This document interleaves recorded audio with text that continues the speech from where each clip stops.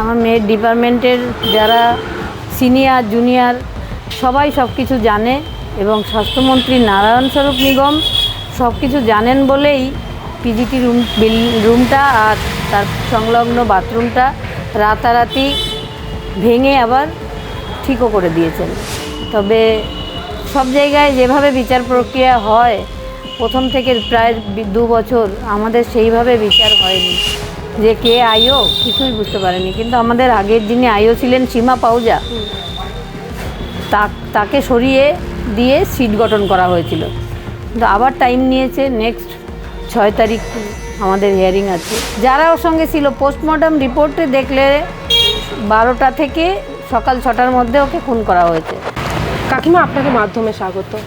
কাকিমা, আমরা দেখলাম অবশেষে সন্দীপ ঘোষের বিরুদ্ধে বিচার প্রক্রিয়া শুরু করতে যে জটগুলো ছিল সেগুলো কেটে গেল, কি বলবেন? সন্দীপ ঘোষ তো মেইন কালপ্রিট, তাছাড়াও আমার মেয়ের ডিপার্টমেন্টের যারা সিনিয়র জুনিয়র সবাই সব কিছু জানে এবং স্বাস্থ্যমন্ত্রী নারায়ণ স্বরূপ নিগম সব কিছু জানেন বলেই পিজিটি রুমটা আর তার সংলগ্ন বাথরুমটা রাতারাতি ভেঙে আবার ঠিকও করে দিয়েছেন, যাতে কোনো তথ্য প্রমাণ নাই থাকে। আর আমাদের এখানকার নির্মল ঘোষ, সোমনাথ দে আর সঞ্জীব মুখার্জি পরবর্তী যে কাজটা ডেড বডিটা না রাখতে পারি আমরা দ্রুততার সঙ্গে পুড়িয়ে দিয়েছে, যেন কোনো তথ্য প্রমাণ আর না থাকে। বিগত সরকারে অনুমতি দিচ্ছিল না সন্দীপ ঘোষের বিরুদ্ধে বিচার প্রক্রিয়া শুরু করার জন্য, কিন্তু এই সরকার সেই অনুমতি দিয়ে দিল। বিচার হবে, নতুন সরকার এসেছে। তবে সব জায়গায় যেভাবে বিচার প্রক্রিয়া হয় প্রথম থেকে প্রায় 2 বছর আমাদের সেইভাবে বিচার হয়নি। বিচার তদন্ত সেই অগ্রগতি সিবিআই দেখাতে পারেনি। পুলিশ যেখানে ছেড়েছিল ঠিক সেখানেই রয়েছে। এদিনও 25 তারিখ আমরা অনেক আশা নিয়ে ভেবেছিলাম অনেক কিছু বেরোবে, কিন্তু সিবিআই কিছু বুঝতেই পারেনি নাকি, যে কে আইও কিছুই বুঝতে পারেনি। কিন্তু আমাদের আগের যিনি আইও ছিলেন সীমা পাউজা, তাকে সরিয়ে দিয়ে সিট গঠন করা হয়েছিল। কিন্তু আবার টাইম নিয়েছে, নেক্সট 6 তারিখ আমাদের হিয়ারিং আছে।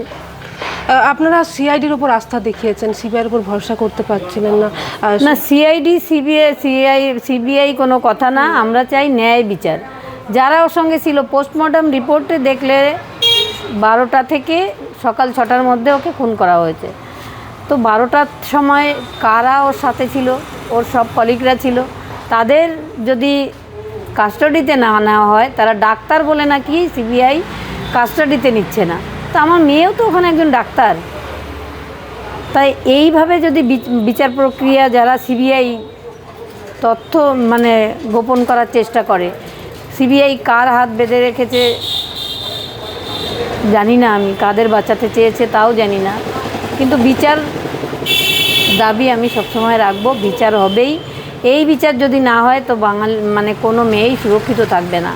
আপনি একটি অনুষ্ঠানে আমরা দেখলাম বললেন যে যারা ওনার ডিপার্টমেন্টে যারা স্টুডেন্ট ছিল, ওনার সহপাঠী যারা ছিল, আপনার মেয়ে, তাদের প্রত্যেককে আপনি বলেছিলেন বিচার প্রক্রিয়ার মধ্যে তারা সবাই জানে, সব কিছু সবাই জানে। এবং যে নারায়ণ স্বরূপ নিগম ওদের পিজিটি রুমটা ভেঙেছেন এবং বাথরুমটা ভেঙেছেন, তাকে 29 জন পিজিটি সাইন করেছে।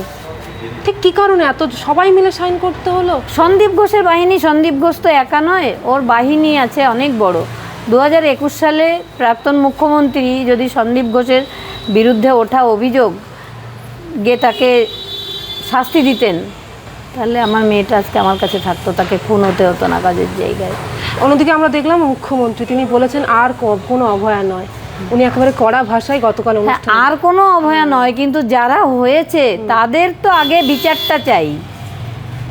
সে তো আমিও চাই আর কোনো মেয়ের যেন এভাবে স্বপ্ন পূরণ করতে গিয়ে এরকম দুর্ভোগের শিকার না হতে হয়।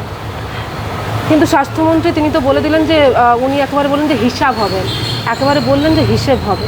হ্যাঁ, স্বাস্থ্যমন্ত্রী, মুখ্যমন্ত্রী, এমনকি প্রধানমন্ত্রী সবার কাছেই আমার বিনীত আবেদন যেন তাড়াতাড়ি এই বিচারটা করা হয়। এটা একটা মায়ের অভিযোগ।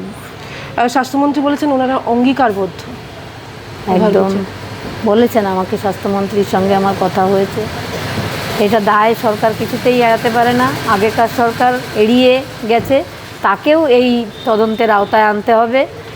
এবং বিনীত গোয়েলকে তিনবার ডাকা সত্ত্বেও সে সিবিআইয়ের সঙ্গে দেখা করেনি, তাহলে তাকে সিবিআই কেন সমন দেয়নি?